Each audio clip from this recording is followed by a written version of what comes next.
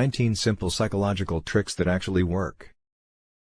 There are all kinds of fancy books on neuro-linguistic programming and psychology that can help professionals get what they want from others.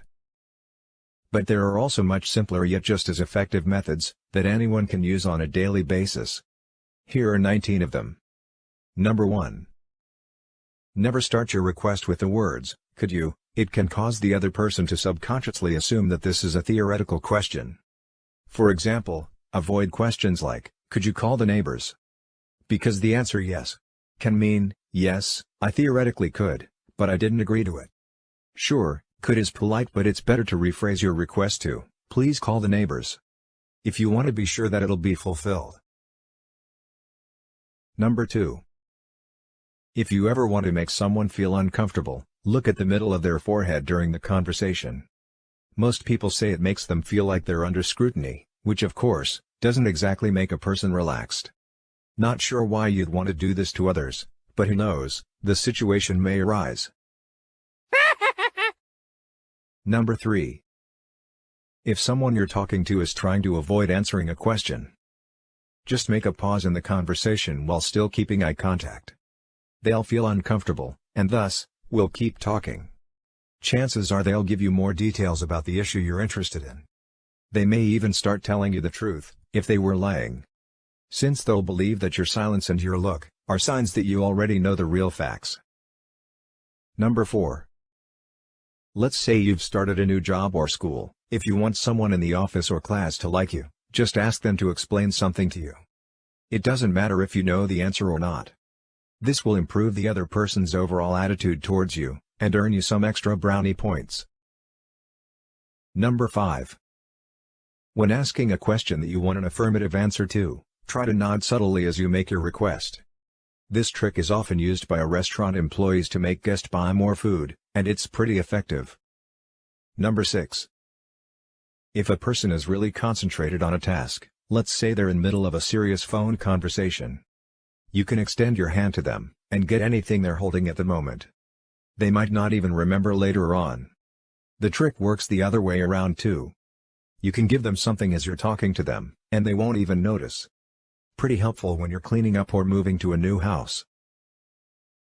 Number 7. If you want somebody to do something for you, casually say how they probably wouldn't even be able to do it. Most people will try really hard to prove someone wrong when it comes to doubting their capabilities. You can also make a small or unusual request before getting down to the main issue. In this case, you'll establish a connection with the person, so they probably won't have the heart to turn you down afterwards. Number 8. Just like with questions you need to get an affirmative answer to, start nodding just a little bit during a conversation. Interestingly enough, this will make the person you're talking to more attentive to your words, and they won't even realize why. Number 9. Here's a good one for negotiations. If you like a person's offer in general, but would like to get better conditions, pretend to be a little bit disappointed. This method can work like magic with a high price or a low salary. Number 10. As soon as your alarm clock goes off, sit up, make 2 fists, and yell, "Yeah!" as if you're a soccer player who's just scored a goal. It sounds bizarre, but it really does help you easily get out of bed feeling refreshed. Just try it for yourself and let us know down in the comments if it worked for you. Number 11. If you're always worried whether or not you lock the door or turns your iron off, just say some absolutely absurd phrase when you're doing these things. The phrase could be different every single day. For example, you say green rabbit, and turn the iron off, or oppressive crab, and lock the door. The next time you start doubting whether or not you did something, you'll remember saying this weird phrase, and it'll calm you down. Number 12.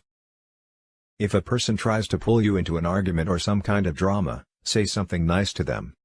The old kill them with kindness trick really does stop them in their tracks. Another technique is to keep your calm and remain silent. There's nothing more irritating than being ignored. However, if you're trying to avoid an argument with your friend or partner, try to put yourself in their shoes. This can help you understand if there's some point in their objections. Number 13. If you have that one lazy person on your team that slows the whole work process down, don't give them tasks by saying, "Do this." It's better to say, "Start with this." Psychologically, It'll seem like there's less work because, according to this phrase, they should start with something small. After they've done the first task, use the words, "Very good. Now, continue with this," until they end up finishing what you wanted them to do in the first place. Number 14. If you have to speak in public, don't forget to take a bottle of water with you. First of all, you'll need it since your nerve will make your mouth feel like the Sahara Desert. Plus, you can take a pause to sip some water in order to remember a part of your speech that slipped your mind. The audience will never know, and if you feel too anxious to speak in front of a large crowd, admit this fact to the audience right away. It lightens the mood, calms your nerves, and it makes your listeners feel more sympathetic since most of them can probably relate. Number 15. If someone is staring at you in the subway, happens all too often, right? Just look at their shoes. Don't give up, keep gazing. It'll drive them crazy. Number 16.